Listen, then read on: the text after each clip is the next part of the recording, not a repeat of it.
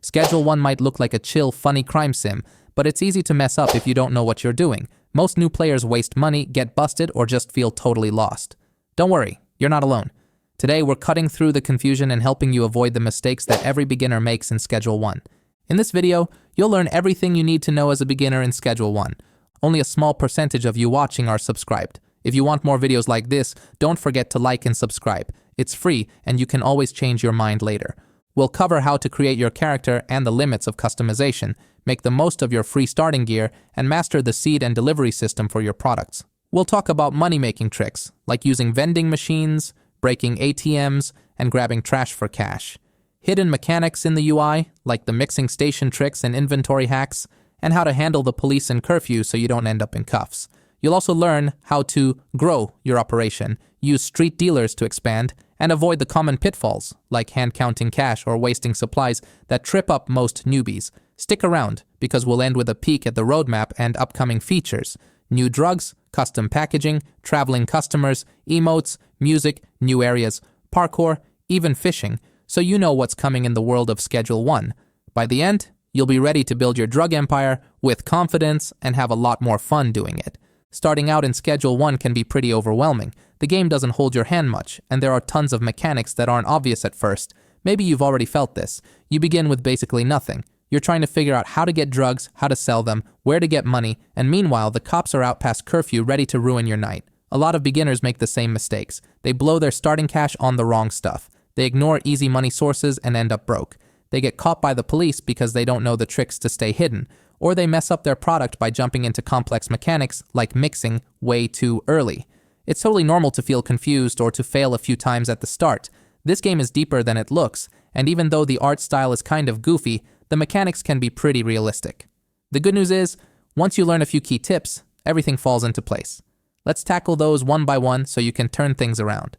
Schedule 1 actually begins with a surprisingly robust character creation screen. You get to customize your character's body type, face, hair, and clothes, and even adjust how bloodshot or high your character's eyes look. Yes, really. You also choose a name for your drug operation up front, so think of something catchy. The article on Vice named theirs Hooked on Chronics for a laugh. Now, here's the thing. Character creation has some limitations you should know about. After you start the game, you won't have a lot of clothing options beyond what you picked initially. You basically begin with the outfit you chose and not much else in your wardrobe. Changing clothes requires finding or buying new outfits in-game, and the clothing store only operates during the day, 6 a.m. to 6 p.m. Also, you can't change your character's appearance, face, body, etc. once you've started, at least not yet. The dev is planning to add a plastic surgeon feature in the future so you can tweak your look mid-game, but as of now, your creation is pretty much permanent. So, make sure you're happy with how your character looks before you finalize it. The good news is that these choices are mostly cosmetic. There are no RPG stats or anything to worry about here. Just pick a style you like, don't overthink it, and dive in. And if you want to look like a familiar drug-dealing icon, say Walter White, there are guides out there for fun character recipes, but that's optional. The takeaway is, enjoy the character creator, but remember its limits.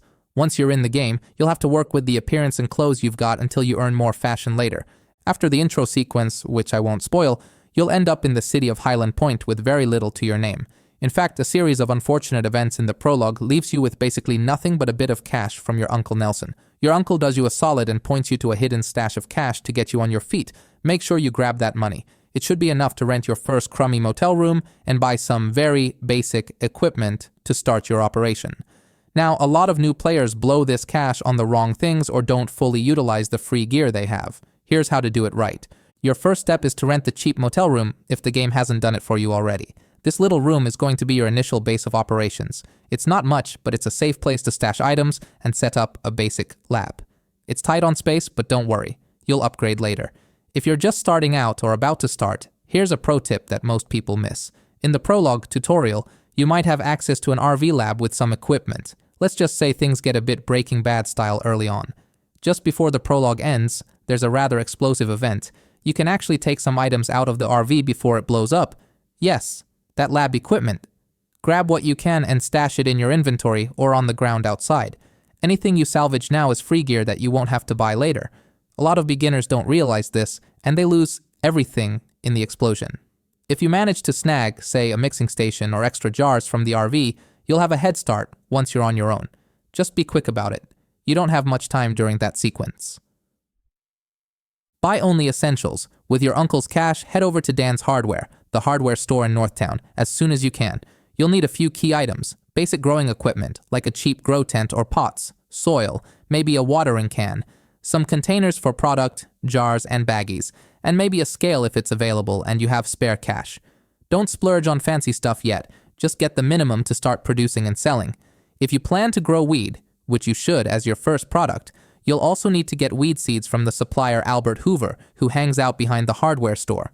The first strain, OG Kush, is all you can get initially. You can buy seeds from Albert. He might even front you some on credit, but be careful with that debt. Do not go wild taking seeds on credit. If you owe Albert more than $300, he's going to want quick repayment. Trust me, you don't want your supplier angry early on, so try to pay cash for your seeds or keep the debt small. Use some of your starting money to buy a few seeds outright so you're not immediately in the hole. Plant those seeds in your new grow setup at the motel right away, because they take a bit of time to grow and you'll need that product soon. Use your free gear wisely. Any basic gear the game gives you or you salvaged, put it to use. If you got a free mixing station from the intro, lucky you.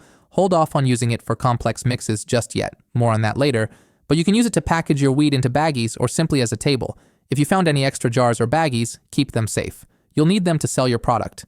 Basically, don't leave free stuff lying around or forget about it. I've seen new players finish the intro and not realize they could keep some of the items, and then they spend money rebuying the same equipment. Every dollar counts right now, so use what you have first before spending more. In short, make your initial money and gear count. Set yourself up with a grow, get those first seeds and soil, and avoid any unnecessary purchases. By being a little frugal and clever at the start, you'll save a ton of time and avoid going broke, which is key because you've got other things to spend money on, like not starving. When you're starting out in Schedule 1, you are basically broke. Sure, you have a bit of cash from Uncle Nelson, but that goes fast. The game actually forces you to think like a hustler, and that means finding money in unconventional places. There are a couple of great money-making tricks that most beginners overlook. 1. Clean up the city. Trash, yucks, cash. This city is filthy, and that's great news for you. Scattered all around Highland Point are pieces of trash. Bottles, syringes, scraps, and believe it or not, they're basically money lying on the ground. The game has special green dumpsters labeled Cash for Trash, where you can dump garbage in and get paid for it. There's no limit to how much junk you can turn in. Trash spawns continuously on the streets. Highland Point has a real littering problem apparently, so you can do this forever. Early on, every penny matters, so make trash collection part of your routine.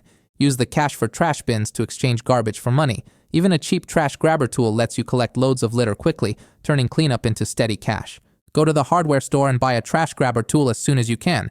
It's inexpensive and totally worth it. With the grabber, you can pick up multiple pieces of trash without tediously clicking each one. Just walk around and scoop everything up. When you're near a Cash for Trash bin, hold the interact button, left mouse by default, to dump all the junk in. You'll get paid instantly for the lot. There's no specific capacity listed, but larger objects will fill the grabber faster, so empty it often. Now this might sound like chump change, but it adds up. For example, on a single walk across town, you could easily make around $40 just from trash. That $40 might buy you more seeds without going into debt, or a new piece of equipment. The beauty is, you can do this while doing other tasks. Headed to meet a customer? Grab trash on the way. Waiting for a dealer to text you back? Go pick up some litter. It's essentially free money. Also check your properties, like the motel. Any filled trash bags you find, say the motel's garbage, can also be thrown into the Cash for Trash bin for cash. The city literally pays you to keep it clean. Take advantage of that. In the early game, I treat trash like little dollar bills glittering on the sidewalk. Break ATMs and possibly vending machines. If trash isn't getting you rich fast enough, here's a more criminal approach. Rob the ATMs. Scattered around town, you'll see ATM machines. If you have a baseball bat or another blunt weapon, you can smash an ATM and get some quick cash out of it. Early on, a bat is probably your go-to melee weapon, available at the hardware store or from, well, maybe your uncle's stash if you're lucky. Take that bat to an ATM and whack away. The machine will break and spit out money. This can give you a nice little influx of cash right when you need it. Don't get too greedy though. After you bust an ATM, it takes a few days for the bank to replace or repair it. Apparently Highland Point has insurance for vandalized ATMs, who knew? So you can't just farm the same ATM over and over in one day. But if you break a couple around town, That's a decent chunk of change to jumpstart your empire. What about vending machines? Some players wonder if you can jimmy those for cash or goods. It's hit or miss. The big confirmed one is ATMS for money. Still, keep an eye out for any other free money opportunities like cash, registers, or machines. Just remember, doing this in front of cops is a terrible idea. More on cops later. 3. Odd jobs and loot. Aside from trash and vandalism, look out for any random odd jobs or loot in the world. For instance, you might find dirty syringes or other drug paraphernalia on the ground. These count as trash you can sell. And it's kind of poetic justice cleaning up the junkie litter from your soon-to-be customers. Sometimes NPCs might drop items, or you find a hidden stash of something you can sell. The economy in Schedule 1 is all about scavenging at first. The key point is, don't just stand around waiting for your weed to grow or for customers to magically appear. Hustle on the side. By picking up trash and cracking open an ATM or two, you can generate a steady trickle of income in between your main business activities. One guide noted you can make upwards of $40 easily just between deals by keeping the city clean, and that's on top of your drug profits. It's not glamorous, but hey, every empire starts somewhere. Every dollar you get from these methods is a dollar you don't have to borrow or beg for. It means more seeds, more gear, and more cushion in case things go south. So when you're starting out, adopt the mindset. If it's not nailed down and someone will pay for it, I'm selling it. Legally or not, doesn't matter. Don't forget to subscribe and hit the like button. You can watch the next video by clicking right here. There's more coming up.